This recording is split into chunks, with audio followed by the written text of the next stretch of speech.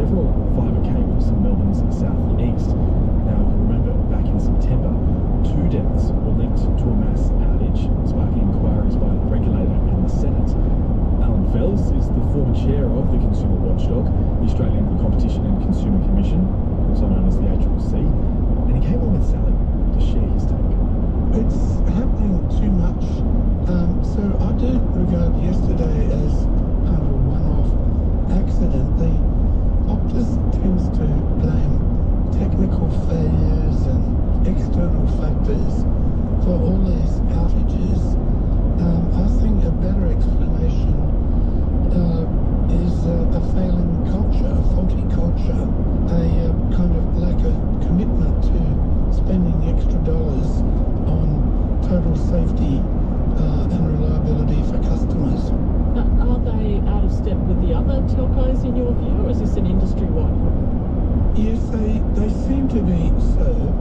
Since the deadly outage in September, there have been several outages which have affected 000 calls. You say that the federal government now needs to review its contracts with Optus. Why do you have that view? We need a culture change and a real lesson to be taught, an incentive given to Optus to bring its safety practices into line, and particularly because there are real safety questions for people when the emergency AAO service fails. Stronger medicine is needed. Alan, what sort of contracts are we talking? Well, there are all sorts of contracts Optus has with government, and also they have a number of spectrum license allocation issues coming up.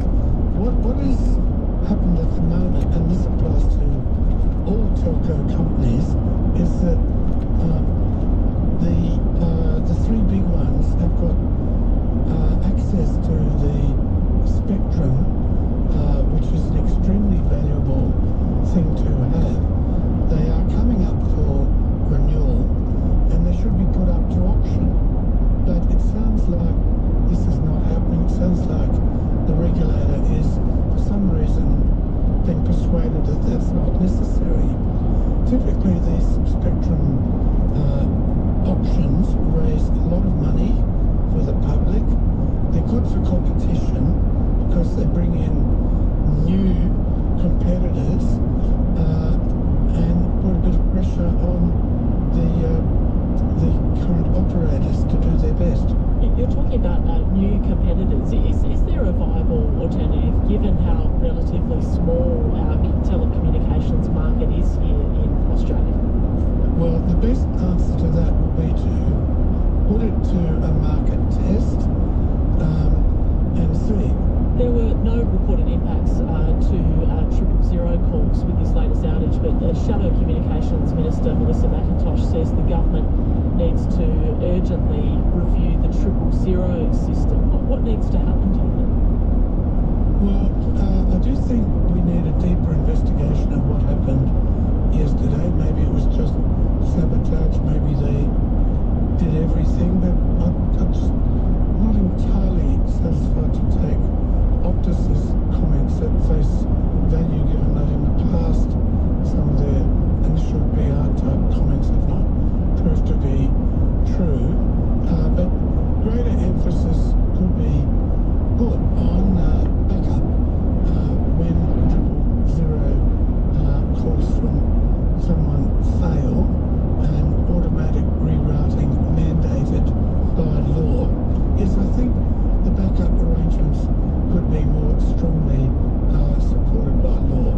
On Radio National Breakfast, you're hearing from Professor Alan Fels, a former chair of the ACCC. We're talking about Optus outages. The Australian Communications and Media Authority says it's seeking further information from Optus on the circumstances of the latest outage. It's also investigating what happened in September. What do you make of the response from the regulators so far? Well, I would prefer them to go in a bit harder. Their track record is not one of being an overactive regulator on telco and maybe on other fronts. So I certainly welcome looking into all of this. Some of the emphasis on inquiries, including the Optus commissioned inquiry, is seemingly as I said, I think there are broader cultural issues in Optus's approach. I think Singapore seems to have been very focused on getting cost cutting in Australia at any cost to safety. Alan Fels there, the former chair of the Australian Competition Commission. Well, we're going to end the breakfast wrap today in the Apple Isle because Tasmania's fiscal future is back in the spotlight after the state's credit rating dropped to the lowest in the country, right alongside the Northern Territory. Moody's Ratings has downgraded Tasmania from AA2 to AA3. It's flagging a sharp rise in the state's debt and its interest burdens. Now, the announcement comes ahead of a parliamentary vote on the controversial Macquarie Point Stadium, which has a price tag of over $1 billion. Erica Betts is the Treasurer of Tasmania, and here's what Sally asked him first. Tasmania is now one of the riskiest jurisdictions in Australia to lend to. How damaging is that for investment in the state, in your view? Not at all damaging for investment in the state. Business confidence is high. All the reports I want, and it's within OECD parameters. So, is it good news? No, it's not. But it's not something over which we need to be too alarmed. Net direct and indirect debt has doubled from about 66% of operating revenue in Tasmania in June 2019 to more than 130% in June 2025. Moody's has said without countermeasures, Tasmania could rise to... Which down in 800 meters. Southern coast. What immediate levers are you going to pull to reverse that trajectory? In the interim budget, which was delivered earlier this month, I outlined the foundations, but indicating that the May budget would be the one where a lot of the heavy lifting would be undertaken, and we've already indicated our view that the public service needs to be right-sized. And it's interesting that shortly thereafter the federal Labor government has been talking a similar language of the need to right-size their public service. We need to make some of the decisions that gets us back basically to the pre-COVID era. We allowed our public service to grow in size. In 200 meters, turn right. You do this so good.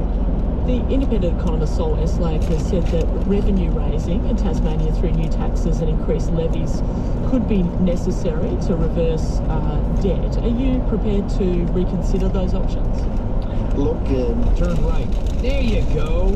You're getting to be one of the best getaway drivers now. is not to increase taxes or have new taxes, but I'm not going to preempt what will be said in May. The most important thing for us as a state government is to rein in the expenditure rather than increase the impost on our fellow Tasmanians. Might I also say that our financial situation would be so much better if the Canberra people were to abide by their agreement in relation to health. We were made promises in 2023 for federal health funding, and at the moment, as we speak, we have in our hospitals ready for discharge into age or disability care, but there aren't any places for them. As a result, we have to fund those positions whilst they remain in our hospitals. So there's a lot of pressure on our budget. Canberra could be of great assistance just by living up to what I think are reasonable. This is primarily, it's the Tasmanian government and governments that have got Tasmania into the majority of this strife. Is that fair to say? Look, on health, you're dealing with the same challenge as other states are when it comes to the federal funding issue right now. Yes, and look, can I say to you quite clearly, I prefer the Tasmanian Premier than the Victoria Premier, given the challenges that they face. So, Treasurer or Premier? If you just announced something there, Erica Betts. I'm not sure what I just said, but I meant Premier. Treasurer. My Tasmania rather than the Treasurer of Victoria, or indeed for that matter, I would prefer to be the Treasurer of Tasmania rather than the Premier of Victoria, just to make it absolutely clear. But look, the situation in the States is difficult in relation to health agreements, and the Canberra government needs to step up to that. Eric Abetz there, the Treasurer of Tasmania, so the Premier, speaking to Sally Sarah on Radio National Breakfast. And that is it for the Breakfast Wrap for today. Thank you very much for listening. Every interview you heard was presented by Sally Sarah and produced by the ABC Radio National Breakfast team. I'm Luke Siddham-Dunton, and we'll be back tomorrow with the last Breakfast Wrap for the week. See you then.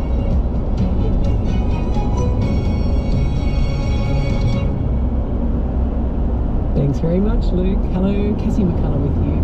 Looking forward to spending the afternoon with you on ABC Radio National. What happens when medicine is sold like a makeover? Clinics with 5-star reviews selling miracle cures. I left that place thinking I found myself a solution. But it's your body that pays the price. I had one cheek higher than the other, one cheek further out from my nose. Before and after, a new series on how medical hype spreads online, who profits and who pays. Background Briefing, Sunday mornings at 9 on ABC Radio National, or hear it now on the ABC Listen app. I really recommend that series. It freaks me out quite a lot, actually. Ahead on ABC Radio National News, then Big Ideas, and the question, what do you think universities are for? The production of new knowledge or the production of job-ready graduates? A nuanced debate ahead on that. And later at 2 on Soul Search, the power of silence. They say it's golden, but it can be hard to find in our daily lives. And you know, well, yeah, it is good for you. Meredith Lake asks why it is in part of so many of the world's major religious traditions and why people go to extreme lengths to find it. Also, I'm interested to know if you're wearing a t-shirt for Oz Music Day. I'd love to see it if you are.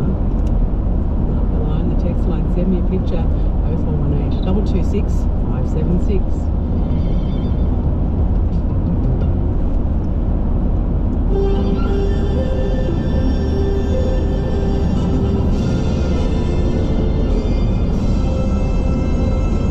ABC News with Twitter Fitzpatrick. Opposition leader Susan Lee. It's a dirty deal. The changes will pass Parliament today, ending a years-long struggle to fix an out-of-date system.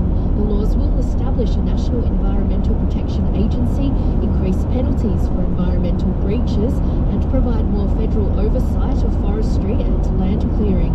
Susan Lee says the coalition was negotiating with the government late into the night before being sidelined.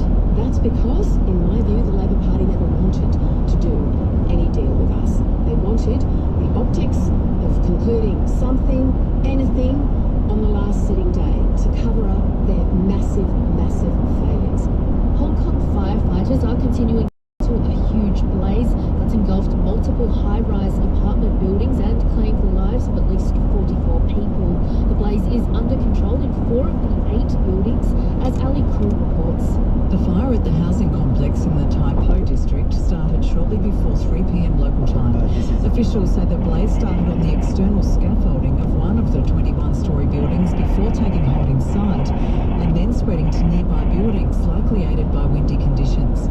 Police have arrested 3 men on suspicion of manslaughter in connection with the blaze. Authorities say they'll be looking into factors including whether material used on the exterior walls and the scaffolding met fire resistance standards. The government has paid tribute to a 37-year-old firefighter who died fighting the blaze, describing him as dedicated and gallant. To Queensland, and the Premier says the Queensland government has sought assistance from the Commonwealth after the state's southeast was battered by wild weather. About 15,000 properties remain without power after severe storms swept through the region this week, bringing large hail and strong winds. David Christopherly says Disaster Recovery Minister Aaron Lee has written to the federal government to ask for support. The reason why Anne's done that is there is no doubt that the level of damage, both to individuals, to their homes and cars, and to council infrastructure federal government and the state government coming together and having a look at what opportunities are there to help residents in their hour of need. Also in the headlines, the Bureau of Meteorology is forecasting this summer to be warmer than normal across the country. Ty Logan has more. Almost all the country is being tipped for warmer than average conditions this summer during both the day and the night. Senior climatologist Simon Granger says that means an increased risk of heat waves. In the temperatures of summer, the heat waves are definitely an increased risk. The Bureau is also forecasting rainfall to be below average for large parts of northern WA and inland Queensland. The rainfall outlook is less clear elsewhere. It comes despite a La Nina event being declared, with the Bureau saying the event is only likely to be weak and short-lived. To the US, the director of the FBI, Kash Patel, says 2 National Guard soldiers who were shot in Washington, D.C. are in a critical condition. The third person, understood to be the shooter, has also been shot and wounded. The Secretary of War, Pete Hegseth, has announced 500 more troops will be deployed to the capital in response at the request of US President Donald Trump. Mr. Patel says the incident is being treated as a matter of national security. Elsewhere, paramedics say a bystander who gave first aid to a man attacked by a shark on the New South Wales mid-north coast may have saved his life. A woman in her 20s died after the pair were attacked by the shark at Kylie's Beach campground at Crowding Bay, south of Port Macquarie, about 6:30 this morning. New South Wales Ambulance Superintendent Joshua Smythe says a man is now in John Hunter Hospital with serious leg injuries. He says the quick thinking response of the first aider likely saved his life. I just really need to have a shout out to the bystander on the beach who put a makeshift tourniquet on the male's leg, which obviously potentially saved his life and allowed New South Wales Ambulance paramedics to get to him and render first aid. Floods have swept through Thailand, Malaysia and Indonesia, leaving more than 50 people dead and some of the worst flooding to hit Southeast Asia in years. In Thailand, the death toll has climbed to 33. Officials in Indonesia say 23 people have been killed and more than 20 are missing. And wine growers on the New South Wales South Coast say the Sydney Opera House's deal with the French Champagne Group is a blow for local producers. The Sydney Opera House has signed a 3-year promotional deal with Champagne House Pommery. You're up to date with ABC News.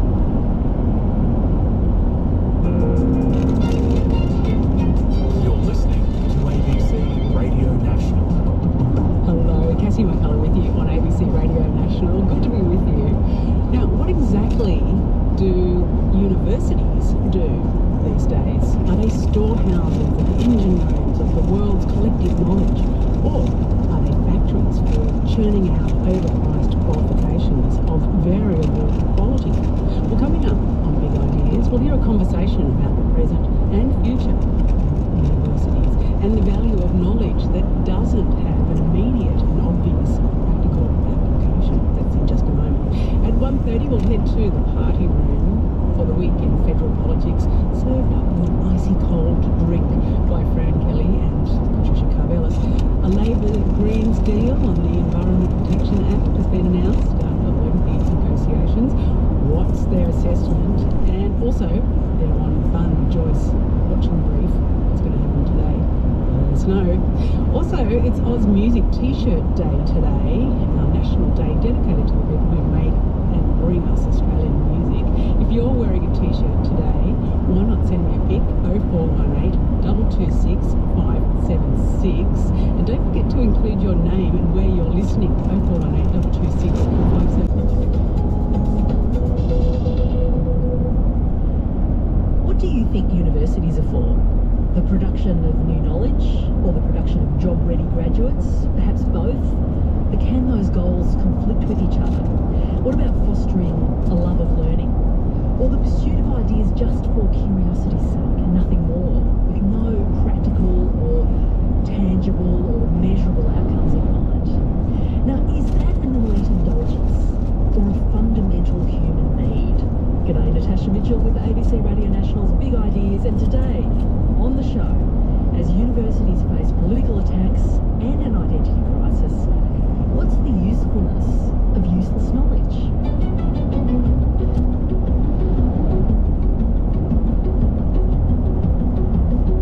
I think we're actually facing a really interesting time. AI might give us a great opportunity because AI thinks fast. We should allow universities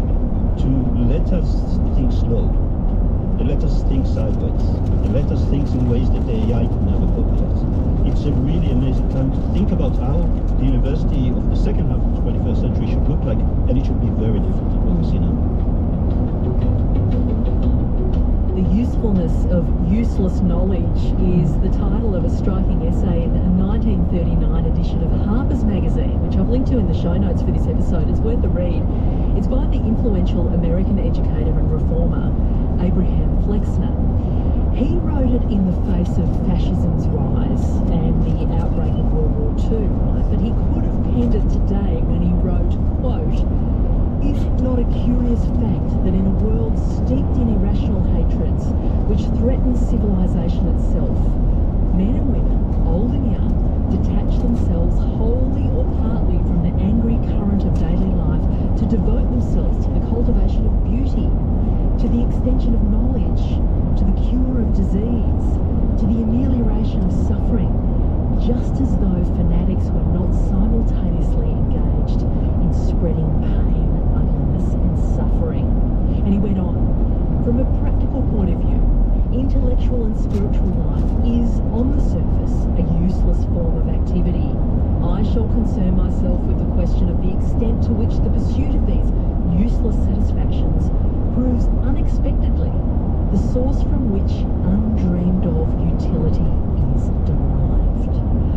Oh yeah, it's worth reading that essay. And it was that useless satisfaction and undreamed of utility that Abraham Flexner had in mind when he founded the world's first Institute for Advanced Study at Princeton to foster independent intellectual inquiry and academic freedom back in 1930. Albert Einstein was one of his first faculty. 37 Nobel laureates and counting have found an intellectual home there over the past century. Well, 25 years ago, the University of Western Australia set up its own Institute of Advanced Studies, the first and only here, and it's on UWA's Perth campus on Whadjuk Noongar country that I come to you today with the Institute's current director, pioneering artist and founder of Symbiotica, the Centre of Excellence in Biological Arts, Associate Professor Oren Katz, the former founding director of the Institute, Terry Ann White, who is also former head of UWA Publishing. Now she runs the independent publishing house Upswell, and early on in her life she founded an iconic Perth bookshop called Arcane. The Alga woman, art historian and lecturer Dr. Jessica Hutchins is the co-director of the University of Western Australia's Burnt Museum, which holds one of the most significant collections of Aboriginal and Torres Strait Islander cultural material in the world. Let's meet them.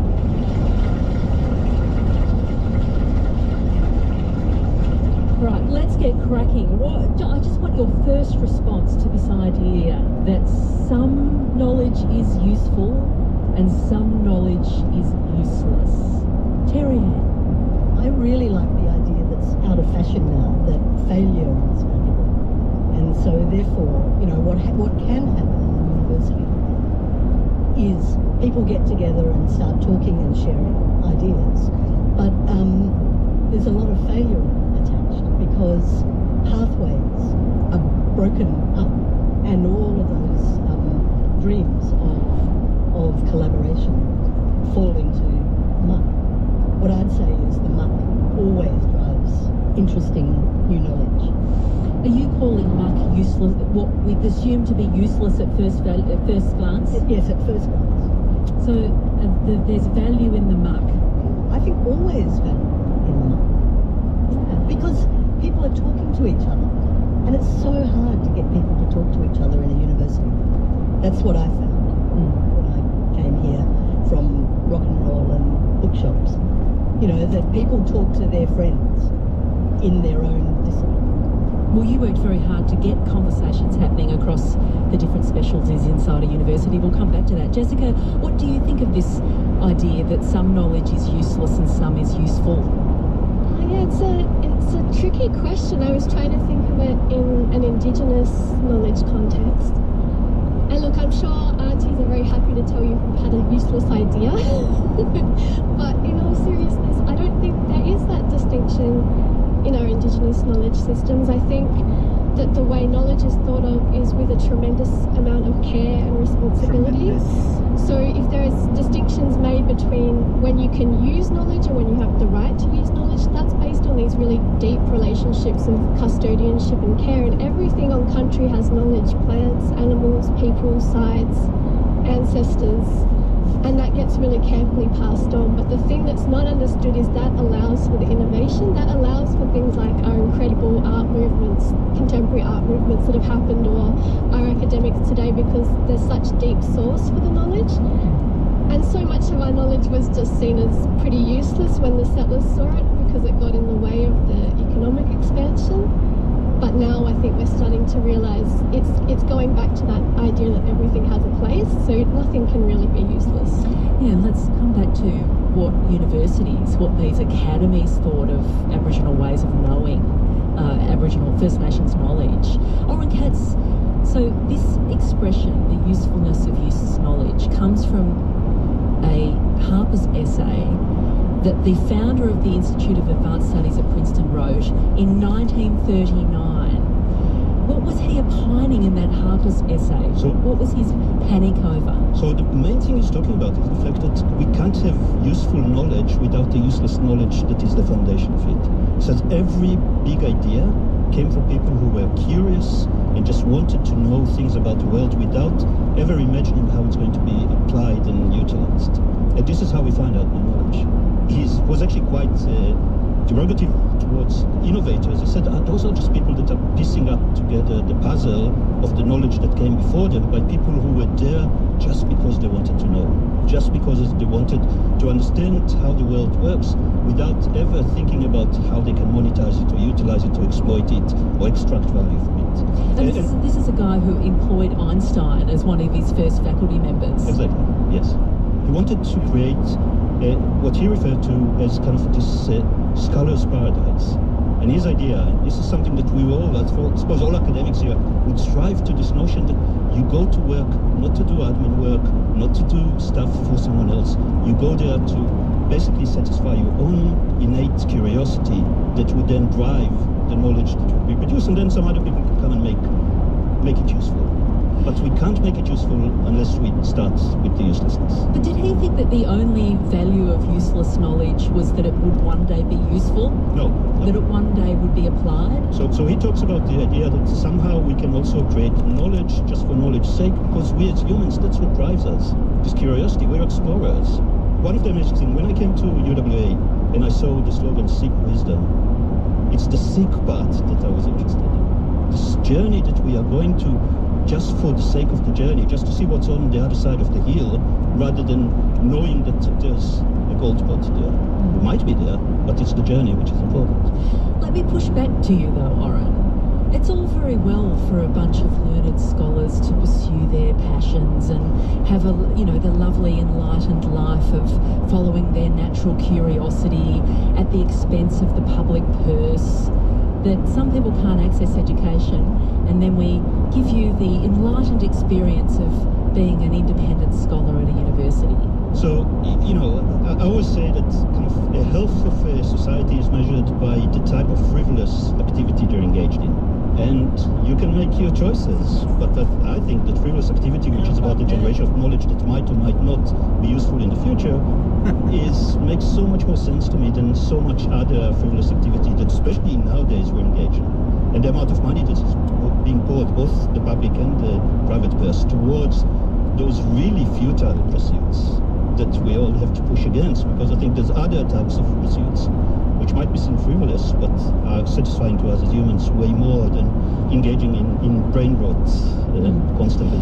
So what was interesting about this essay that he wrote back in 1939 was, of course, that was a time when fascism was spreading across Europe.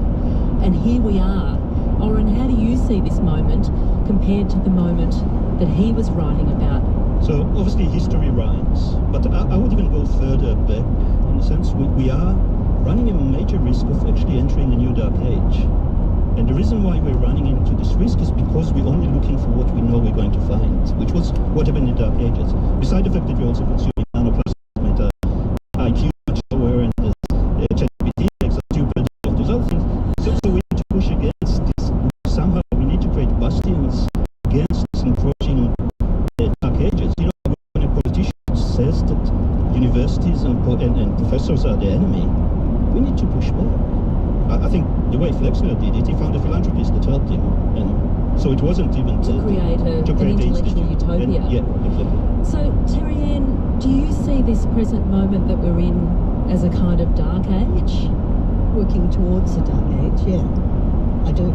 I listened to Big Ideas a couple of weeks ago when my first university teacher, Graham Turner, talked about his book Broken, which is about the breaking of universities, where he talked about how, you know, at a particular time, probably in the late 80s, early 90s, and it's just got more and more intense, the universities decided to base themselves on an economy rather than a society. And so that just really limits what all of that frivolous talk and all of that blue sky thinking, people talking to each other about things that they know about, and then coming up with ways to understand the world in, you know, through different prisms. So what did change in universities? I mean, they became much more corporatised, but we also opened the doors to many more people to have access to higher education, and that was a powerful social change. Perhaps it opened the doors of the academy in a positive way. It most certainly did for the time that I walked through that door, you know, as the first in my family to a university. But then it just became slightly warped. So, and at that point we started to bring in international students for revenue rather than for stimulation.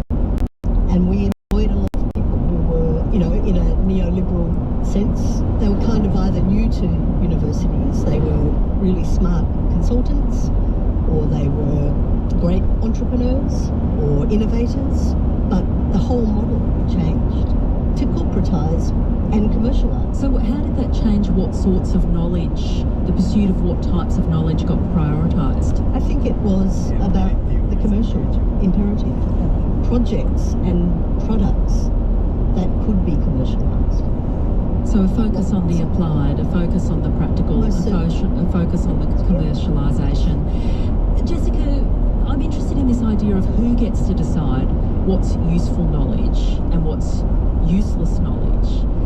For many years, academies were places that were run by rich white men, and they pursued the interests that they had. How do you view who got to do the deciding about what knowledge was worth its weight and what wasn't? I guess to think about the formation of those first kind of Indigenous study schools or Indigenous departments, which were about really trying to provide that access to Indigenous students at the university. I mean, they fought an enormous uphill battle. They were revolutionary.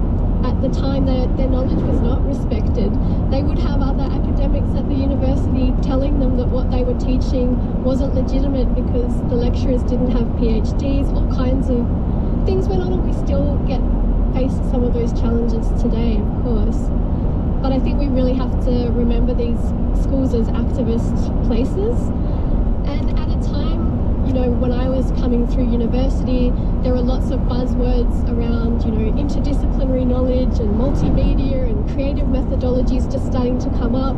And the place that was doing that kind of knowledge production was in the Indigenous Studies School, who had completely experimental techniques in the Western lens, you know, because it was coming from a place where we didn't divide knowledge up into these really separate, discrete disciplines, but where we did things in a much more holistic way. So I think that's had some major impacts at universities across the country, those schools. Yeah, has that way of pursuing or thinking about knowledge in you know, maybe seeing Western hierarchies of knowledge as not relevant or not appropriate, has that presented an interesting cultural shift for entire universities beyond the bounds of Indigenous departments? I mean, I know the Indigenous Studies School here and elsewhere was active not only in creating their own majors and curriculum, but also getting that into the other disciplines across the university. That had pretty major effects at UWA. To kind of just be watchers in the background around, you know, the kind of knowledge production that was happening about us, without us. I was doing this as well when I was studying, to turn up to lectures that were, you know, by people that were talking about Aboriginal Aboriginal people with very little engagement with Indigenous knowledge holders. So playing that kind of role of just keeping an eye on what was going on across the knowledge production at a university, and I think that's had really wonderful flow-on effects. What was the power then of the success of those trailblazers, those radicals, those activists, of which you continue the tradition? I think I see it in my classes today. I teach in the Indigenous Studies major at UWA, and I think a lot of our Indigenous students can come to class now and feel really confident in sharing their knowledge in a way that I didn't quite have that confidence when I was coming through, because they sort of know that their peers have not had a perfect education by any means, but there's at least a greater safety around being able to share that important knowledge. And half the time they end up teaching the class with me because they come from the places I'm talking about. I teach a course on histories of colonisation in the Northwest, so a good third of the room are people who come from those families. So it's really it's co-production. It's not about the teacher and the students, and so I think that's a quite different space than I experienced. So that's a massive paradigm shift in itself. If you're co-teaching with your students, isn't it? That's a real sense that, well, we can all be keepers of knowledge, and knowledge can co-evolve and be a relationship between the learner and the teacher. Absolutely, it's all very relational, based on relationships, and a lot of our Indigenous students don't come through the traditional pathway to access university, but they come with this immense knowledge that's come from their communities and families and work experience and other things, and those skills are highly applicable to higher education. Sometimes they've been overlooked in the high school level, but I think they can realise that there is an appreciation for these styles of knowing things. Algo scholar Dr. Jessica Hutchins, who is co-director of the Bird Museum at the University of Western Australia. On ABC Radio National's Big Ideas, can we distinguish between useful and useless knowledge in universities? You know, governments and universities increasingly seem to be doing that when they decide what research to fund, what courses to hike the HECS fees up on, what subjects to offer, what schools to shut down. Also joining me, Natasha Mitchell, is the director of the Institute of Advanced Studies at the University of Western Australia, the pioneering artist scholar Oren Katz, and former founding director of the Institute, publisher Terry Ann White.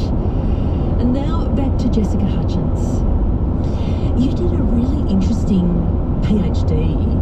Tell us what you did, because there's the idea of useless knowledge, but then there's also the idea of useless time, and that you would send people away on a sabbatical to indulge themselves and waste their time, and for it to have no financial or practical outcome, but they're just enhancing their own minds. Tell us about what you studied and why you did it. I studied art history here at UWA, but I was always interested in the kind of institutions that ran the art world, and I became interested in these programs called artist residencies, which many of you may have heard about, but they're essentially programs often attached to other institutions that allow artists time and space to develop work, sometimes tied to an outcome, but the ones I was looking at were ones that really allowed, this kind of useless time, potentially. And I guess I had been exposed to this kind of outlandish idea that artists could just be given this completely free time. Completely outlandish. And was interested in why this had sprung up. They kind of really started to proliferate around the world in the 1990s, and even more so in recent decades. And this seemed to be a bit of a response to the very hyper-mobile, hyper-busy lives that we're all living, and the pressure on artists in particular. And it could be said of an artist residency as it could be said of a scholar's sabbatical, that it's a waste of time, that it's a waste of money, that there's no utility in what they're doing. How does the rest of society benefit from an artist going off on a residency like that? And what are their KPIs? Thank you very much. So how do those themes pop up in your analysis of the benefit of time out, time away? I think you just get so many artists singing the praises of the residencies that they've done as being completely formative to later major works, and so many institutions choosing to run them as part of how they develop works. But yeah, there's a lot of skepticism even in the art world of residency hopping artists, who are maybe just like the equivalent of backpackers going around and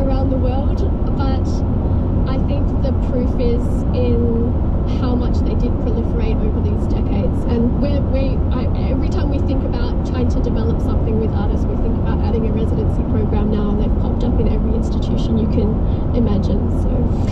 So we're talking about the usefulness of useless time, in a way, and yet people might push back and go, well, why should the public purse fund an artist to indulge themselves in such a way? I'm being a provocateur here, but that argument can be made as we see the whittling away of artistic pursuits and cultural institutions in Australia.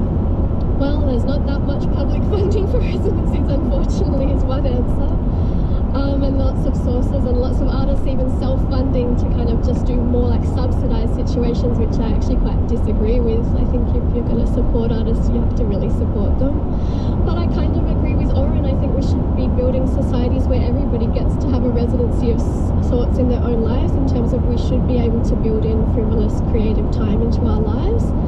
I'm not sure how to make that happen, but I also think that artists tend to give back a lot in these residencies as well. There tends to be quite a lot of engagement in the setting that they're in. They make institutional changes. They work often in quite a socially informed way. They don't have to, but that's often what the result is and why institutions favour doing them as well. Oren, what do you think the role of a university is? So first of all, it's part of society. Yeah. So going back to what Ariane said, basically, university should be part of society, not part of the economy. If we agree for that, basically we are a pillar of society that actually serves society by allowing this build-up of knowledge that may or may not be useful later on. I think we're actually facing a really interesting time. AI might give us a great opportunity because AI thinks fast. We should allow universities to let us think slow, and let us think sideways, and let us think in ways that the AI could never copy us. So what we are facing now, and I think this is a wake-up call. Actually, the other day I was also part of a meeting around AI and education, this notion that we should stop teaching students to do what the AI can do better. We can teach them how to do it different. And I think this is really a great time. So I'm a reformist in a sense. Flexner actually did a survey of the medical schools in America, and as a result, 12 of them shut down. Yeah. I'm not saying that that's what we should do, but I'm saying that it's a really amazing time to think about how the university of the second half of the 21st century should look like, and it should be very different than what we see now. But it's not just up to me to make this choice, the decisions. Well, it's interesting that you think they should be, vesicles for the cultivation of original knowledge, original thinking. But for many centuries, that's what they were, and they were quarantined from the rest of society. And could it be argued that universities need to have a relationship with the rest of society? Otherwise, they're these elite, uninformed institutions. So that's where I differ from Flexner. Flexner was actually saying the Institute of Advanced Studies, like monastery for scientists and scholars, they should interact with society. He was against public engagement. He actually blocked Einstein from meeting Roosevelt when he arrived, because he told Roosevelt back, no, he's too busy doing his thing. He doesn't have time to meet you and engage with you, as a representative of the public. And so here I differ, because I think actually Institute of Advanced Studies are precious places. They're also very much around this idea of doing stuff like what we see here tonight. Yeah, this notion of engaging the public in many different ways. When we bring people through the Institute, the requirement is that they would engage in at least one public-facing event to allow this dissemination of knowledge. So it's not that we're divorced, we're not this complete ivory tower, and we are a place where knowledge is being produced, but also knowledge is being disseminated to society in ways that, curious people can come. And I will put my name in. If you're curious, you're welcome. Just to come back to you, do you place different value on applied knowledge in universities? The pursuit of applied knowledge? I'm speaking as someone who graduated from engineering back in the day. Yeah, so it's kind of an interesting case. So just going back to also what Jessica was saying before, I had this really amazing conversation with Martin Kemp, who's this art historian from Oxford that specializes in Leonardo. And he was talking about this idea that in this case we can talk about knowledge in general, in all kinds of useless knowledge. It doesn't have a utility but has a function. And I think we need to concentrate on that function. I think that's what universities should do. I think TAFE can do a really good job at, you know, the American administration wants to make universities now into vocational education places.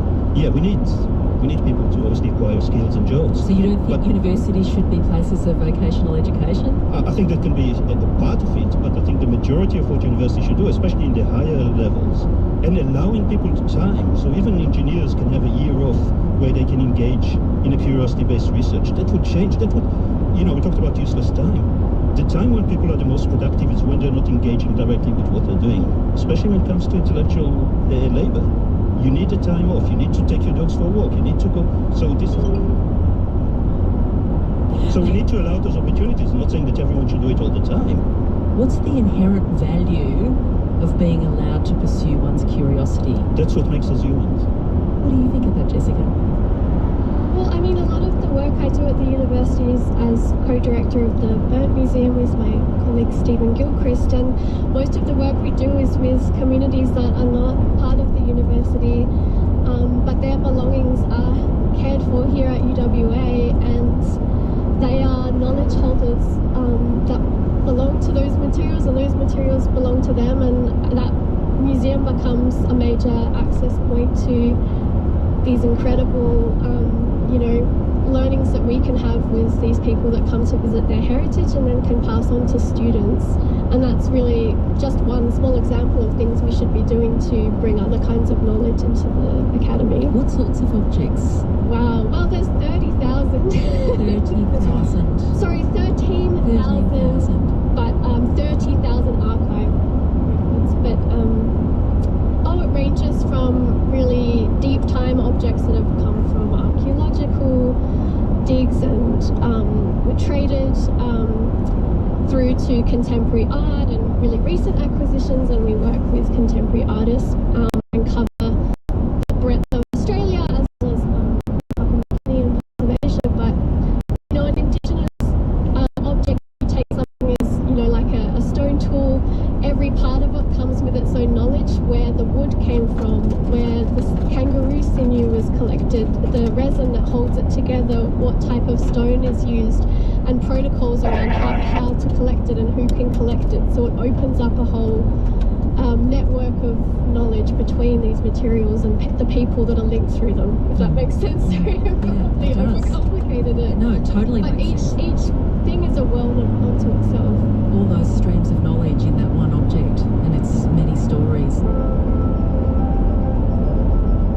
This is ABC Radio National's Big Ideas. I'm Natasha Mitchell. I'm coming to you from the University of Western Australia with this live event, and we're considering the future of curiosity-driven research and learning on the corporatised campuses of Australian universities with artist Oren Katz, publisher Terry Ann White, and art historian Jessica Hutchins. Our university is facing an existential crisis right now. On the one hand, they are training worker bees, future worker bees, to do practical things in the world to increase Australia's productivity. On the other hand, they are also academies. They are the holders of knowledge. They are the creators and makers of knowledge that might never go anywhere, but still build the collective human consciousness. Yes, I think they are. So what is at the heart of that existential crisis? I think it's about the priority of making bigger, better, more streamlined institutions, rather than having a bit of play between the people who work in them. You know, the idea of how much time many students have with people who are not in full-time and properly paid jobs of teaching. You know, I went through university, and you probably did too, in a golden age of... I don't know, they introduced HECS when I went through, so that was the Dawkins reforms had arrived.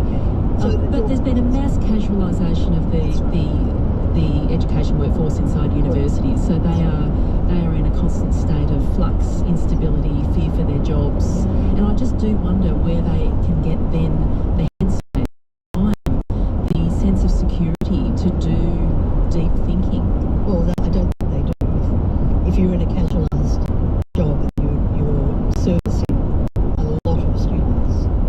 particularly after COVID, where we all became somewhat discombobulated. It's a very tough gig. When I came to this university, I mean, we all had lunch in the same couple of places, and so I could have access to the Vice Chancellor as a junior academic. I don't know, everything about it was golden, and you know, I'm probably romanticising a bit, but I see most of the friends I have who are working in universities have barely any kind of sense of security because the workforces are reducing, departments and schools are being closed down, everything's being managed in a way that doesn't give a lot of room for those extraordinary discussions that you can have over lunch or in someone's office where you share the knowledge of your field with others.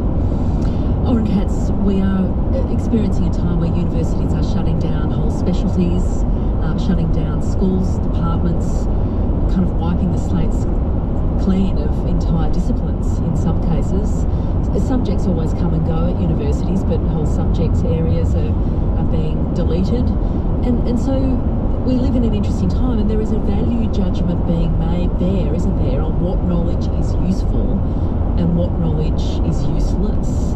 But also, do we have to recognise that times change, that students and their interests change, that scholarship shifts and evolves, that the disciplines of old might not be relevant in the way that they were in the past? Yeah, I suppose to a large extent that's one way of putting it. I think my concern, and this is again something we're trying to push very hard in our institute, and this is something that, talking to other heads of Institute 1 Studies, the idea of interdisciplinarity. If you don't have those other disciplines to engage with, you lose that very important part, the build-up of this joint knowledge of those different disciplines. So I'm not talking about the undergraduate level, not even the postgraduate, it's the level where researchers from different knowledge systems come together and talk to each other and come up with new knowledge never achieved otherwise. And by removing those bases, the foundation of knowledge, we are going to lose a lot of it. And by removing the ability of scholars to engage in interdisciplinary research, we are going to lose a lot of our opportunities of what might wait for us over the horizon. So that's where I see more of the problem. Yeah, we can maybe lose a language, which is a shame. It's a great shame. Which means that there's a part of human knowledge that's going to disappear, but if it's systematic, then it's an extreme problem for us and for our future. What would you like to see change in the way that we value knowledge in this country and inside universities? So first of all, more public support. It's always great, you know, in the sense of basically understanding that our role is not just to be an economic engine, which universities are, regardless. And this is the other thing, is like this, and again, this is an argument Flaxner is saying. It's like we are in the commercial world, people are taking risks and are willing to lose money. How come we're not allowing it to do with knowledge, where we are willing to explore areas that might not yield anything useful now? It might be useful 100 years from now. You talked about KPIs. KPIs are always like what happened like last week. How can we allow for like 100-year KPI? Actually, Flaxner is talking about some discoveries that took 100 years to actually eventuate into something useful. If we don't allow that to happen, in 100 years' time, we will look around us and everything will be the same, if at all. So, yeah, so I think we need to allow this deep thinking, long thinking, slow thinking, and universities are the only place in the world where we can actually do it. And to get a license to do it, I suppose this is what we're playing here, give us the social license to be able to continue doing it. Jessica, what would you like to see prioritised in Australia and inside universities when we think about this idea of knowledge and what we value and what we don't? Yeah, I absolutely agree with Oren. I do think it's about all of those relationships we can have at an institution as large as a university, across departments and disciplines and colleagues and students. I mean, to go back to what Terry-Ann was talking about in terms of that incredible social world that used to exist at the university, it's been massively cut into with casualised staff, but also students who are often having to work a couple of jobs on the side. I see my students really coming in and out, which is really sad because they would benefit so much from that additional social time. And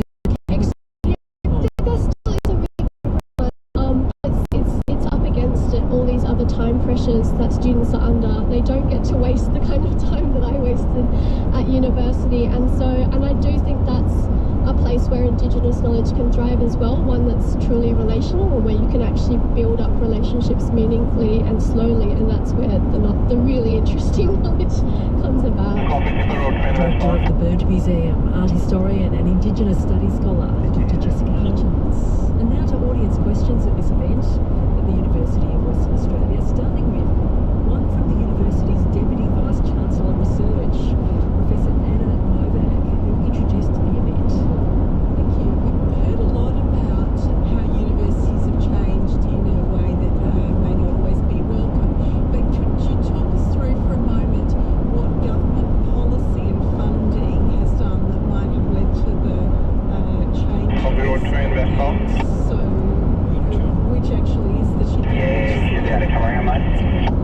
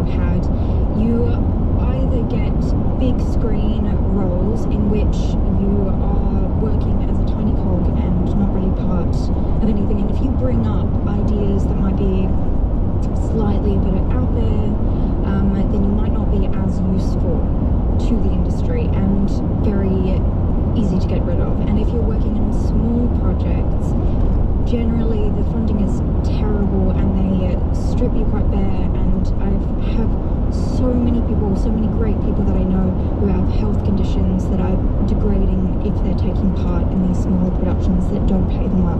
Oh, you are speaking so many people's truths in the creative sector. All right. You know, the interesting thing, I think it's a parallel conversation to what we had now, because without experimental art, without kind of the idea of artists working on those small projects without much reward, but out of passion and out of curiosity and out of wanting to develop something, without necessarily even wanting to have a huge audience, but engaging in this exploratory, curiosity-based form of art, large-scale entertainment will never happen.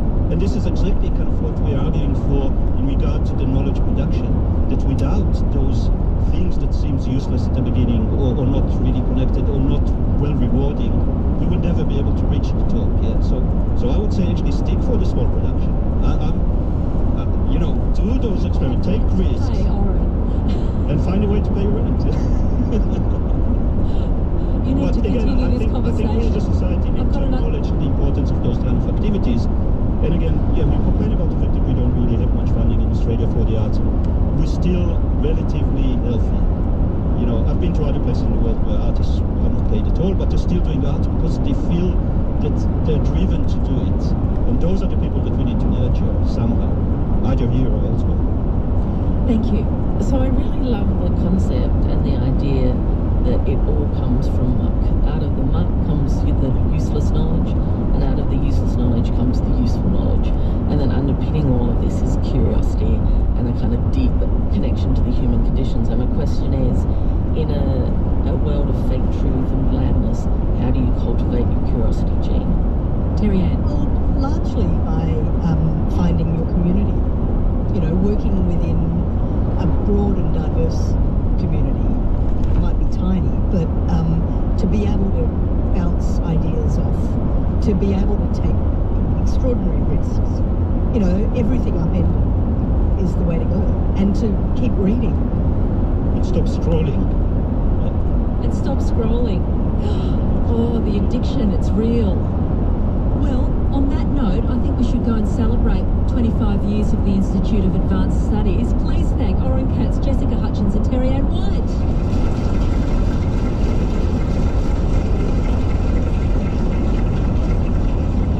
And this event, it was organised by the University of Western Australia's Institute of Advanced Studies to mark its 25th anniversary. And it featured the Institute's current director, the pioneering artist and founder of Symbiotica, the Centre of Excellence in Biological Arts, Associate Professor Oren Katz, former founding director of the Institute, Terry Ann White, who now runs the independent publishing house Upswell, Balgoor woman, art historian and lecturer Dr. Jessica Hutchins, co-director of the Burnt Museum.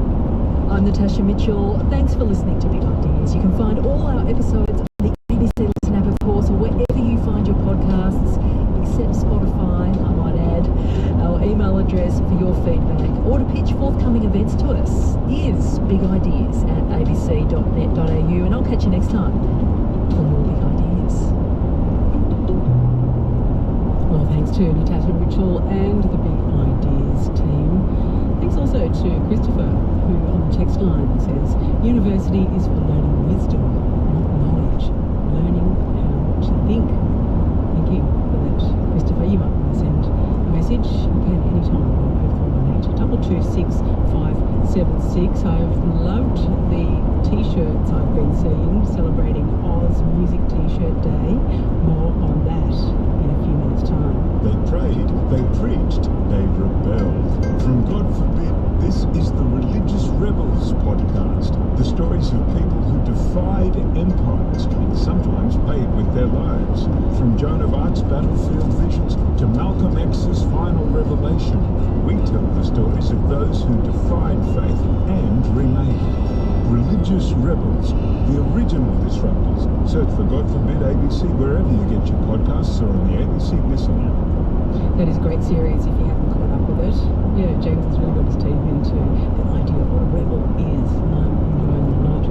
Cassie McCullough with you on ABC Radio National. Now, to Word Up, where each week we learn a word or a concept from an Indigenous Australian language. Today, more from our current teacher, Ned Jabberjimpa Hargraves. Now, he's from Yuendamu, which is about 300 kilometres northwest of Alice Springs on the edge of the Tanami Desert. And it's one of the largest remote communities in Central Australia. Now, Ned's a really staunch community advocate and a local translator. And he reflects here on the deep connection between language and country, offering an insight into what home truly means. And this is the word he's sharing in Warlpiri for home. Warlpiri means happy. Word Up, bringing you the diverse languages of Black Australia, one word at a time.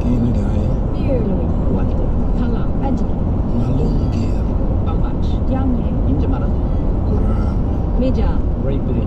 Narugujinama, Learning Wara Munya. Domininia, Wakaninia, Udadawia, Learning Idangai. Buka, Kuwait. Delpo, Diapa, Murpo.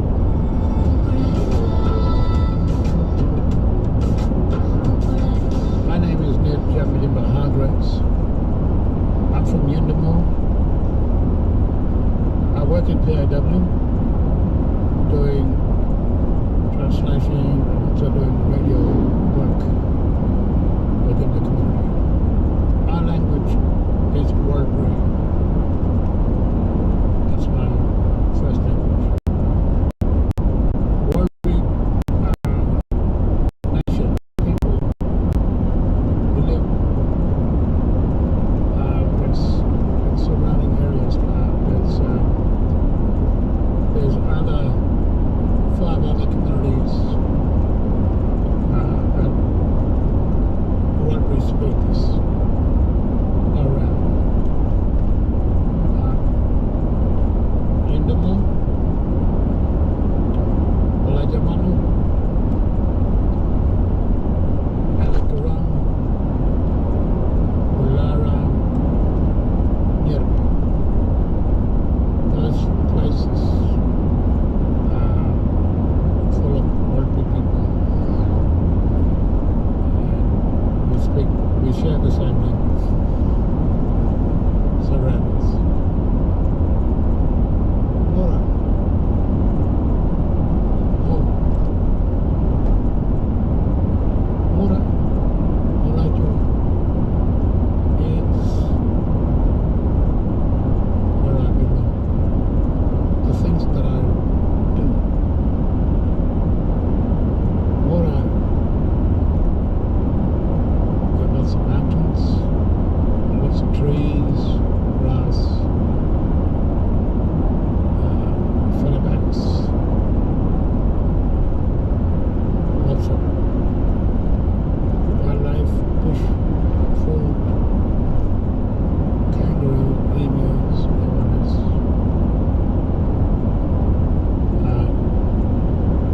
It's the place where I belong to, where I am from. You am like to go. Makan jalan nyanyi.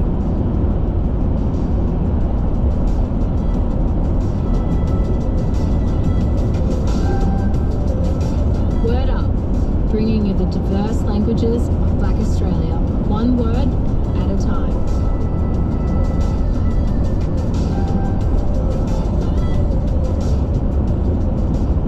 Ned Jabberjimpa Hargraves, community spokesman and community leader in Yuendamu in Central Australia. And we'll learn more from his community and the Warlpiri language next week. On Breakfast Tomorrow with Sally Sarr. The deal is done. Labor has its long-awaited environmental reforms. So how is the federal government finishing up the parliamentary sitting year? For the Friday wrap of the week in politics, you'll hear from the Australian Financial Review's Phil Curry, the Saturday Paper's Karen Barlow, and our very own Melissa Clark.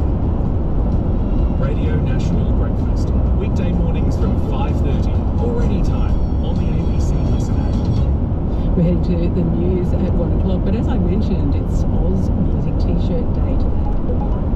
And sure that people make and bring us Australian music. And I've been asking what T-shirt you're wearing. Well, thanks to Colin in Nowra in New South Wales, who's got a great vintage Sunny Boys T-shirt on. Also to Anon in Newcastle wearing a church T-shirt. Polar Man, who's wearing a Joy Division T-shirt. He says, quote, in solidarity with Albo. But Polar Man, Joy Division in Australia. A good effort anyway. If you want to know what I'm wearing, well, I'll tell you. You can tell me what you're wearing. 0418 226 576. Look, this is Private Function. They're an Australian punk group.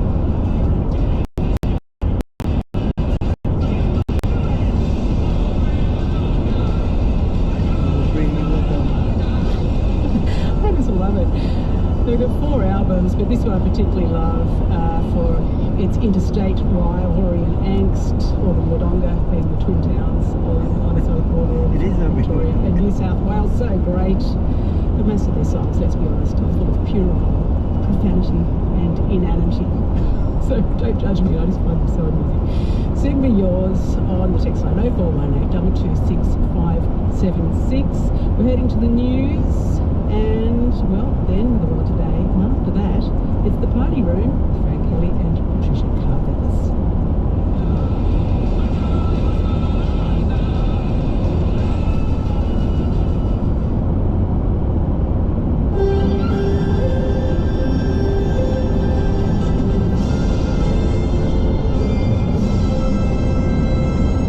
ABC News with Tweon Fitzpatrick. Australia is projected to fall short of a key climate commitment target unless significant measures are taken.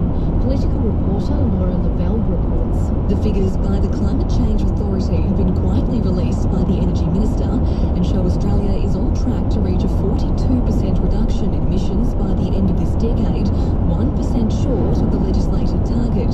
But projections show the country will fall dramatically short of the 2035 target, expecting only a 48% reduction compared with a goal of 62 to 70%. Energy Minister Chris Bowen has acknowledged more work needs to be done. We can't pretend that climate change isn't real. We can't ignore it. While the government will fall just shy of its headline 2030 goal, it is still expected to meet its international obligations for this decade under the Paris Climate Agreement. National Senator Bridget McKenzie says Barnaby Joyce would trash his reputation if he were to resign from the Nationals and defect to One Nation. It's expected Mr Joyce will make an announcement about his future this afternoon.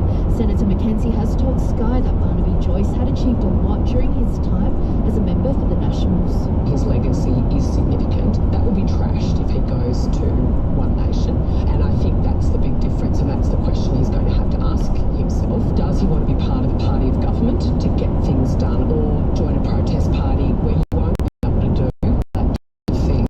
Streaming services will be forced to invest in Australian content under legislation set to pass Parliament today. Lily Nothling reports. The government has secured support from the Greens for the laws, which will require platforms with more than 1 million paying subscribers to produce Australian drama, children's, documentary, arts or educational programs. Green Senator Sarah Hanson-Young says a funding boost for the public broadcaster was a big part of the deal. As part of our negotiations, we have secured an extra $50 million for the ABC. Streaming services, including Disney Plus and Amazon Prime, will have to commit at least 10% of their local expenditure, or 7.5% of revenue, to Australian content. To the US, and 2 members of the US National Guard have been critically injured in a shooting near the White House. A third person understood to be their attacker has also been shot and wounded. Officials say the suspect is in custody. The Secretary of War, Pete Hegseth, has announced 500 more troops will be deployed to Washington in response. FBI Director Kash Patel has vowed to bring those responsible to justice. 2 of our brave members of the National Guard and the Department of War were recently attacked in a horrendous act of violence. They were shot. They're in critical condition.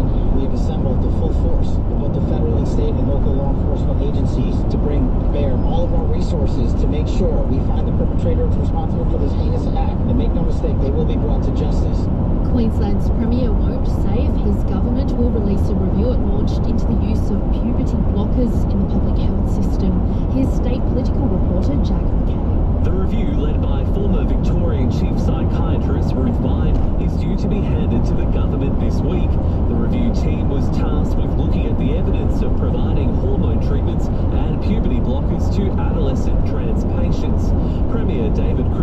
wouldn't say if the review's report would be made public.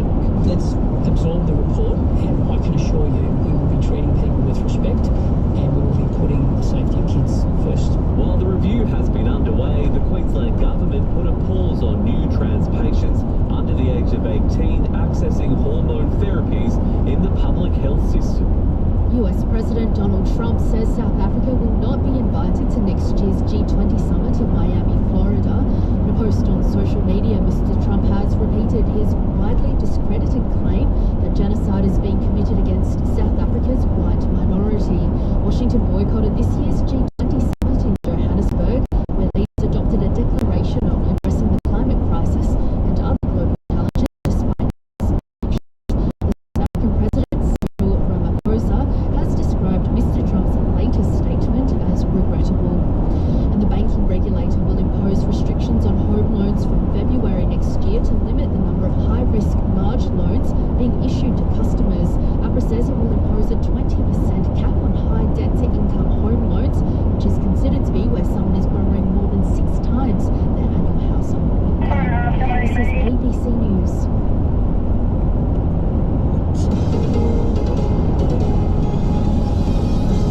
Welcome to the World Today. Hello, I'm Andy Park, coming to you from Gadigal Land in Sydney. This Thursday, deal done. Labor relies on the Greens' support to pass environmental law reforms. And he's our famous son, now America's favourite dancer. Robert Irwin wins the US TV primetime ratings juggernaut Dancing with the Stars. The winners and new champions of Dancing with the Stars are Robert and Wendy. Things are dark right now. People have many challenges in their lives, either personally or they look around the world and they just go, what is actually going on? You just think, well, why can't we have more Robert Irwins in the world?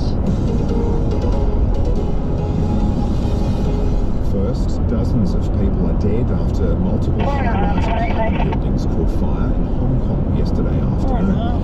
2 directors and a consultant of a construction company working on the buildings have been arrested in connection to the fire. Authorities believe construction materials may be linked to the spreading of the fire, and one expert has likened the disaster to the 2017 Grenfell Tower blaze in London, which killed 72. Kimberly Price filed this report. Walls of orange flames light up the night sky as thick black smoke billows through the evening.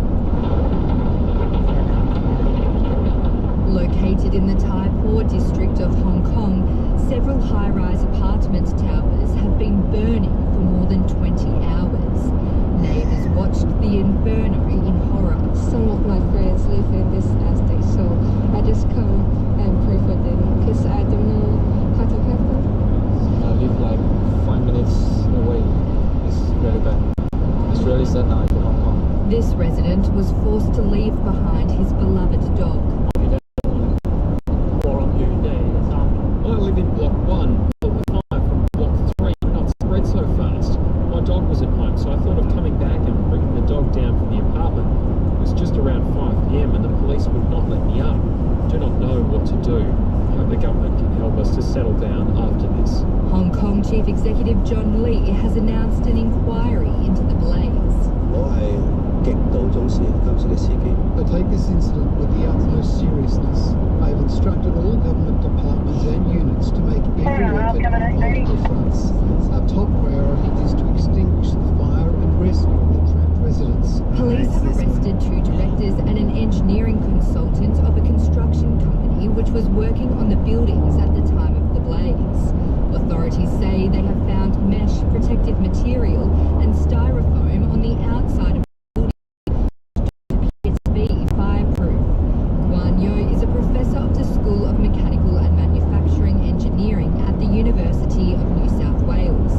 He believes there needs to be a thorough review of Hong Kong's building regulations. They should totally ban the bamboo stucco because the risk is high. I've been to Hong Kong before, and those bamboos are very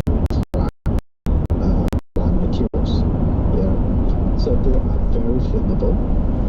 And those waterproofing materials that they put on top will be just polymers as well. So they are actually equally flammable as well. Professor Yeo believes lessons for the construction sector should have been learned from the Grenfell Tower disaster, which killed 72 people in London in 2017. There are a lot of similarities between how the fire spread along the bamboo scaffolding with the cladding in Grenfell Tower, because that scaffolding just provided the avenue where the fire would just spread rather quickly, upwards. The cause of the Hong Kong fire is not yet known, but Professor Yeo explains there's many reasons why it could still be burning. The buildings in Hong Kong is actually very close to each other, so it doesn't take much for embers coming from the original building to actually start impacting the neighboring buildings. More than 40 people have died in the fires, with dozens in a critical condition and nearly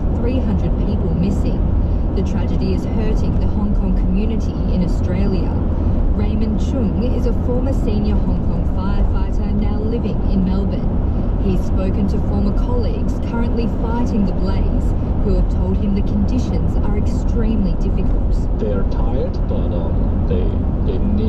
they still have to tackle the situation because they want the citizens to see back their families. Kevin Yam is a Hong Kong democracy activist currently based in Melbourne. There would be a pretty strong sense of community in these apartment complexes, and I think there would be a real strong sense of grief and worry right now about what's next.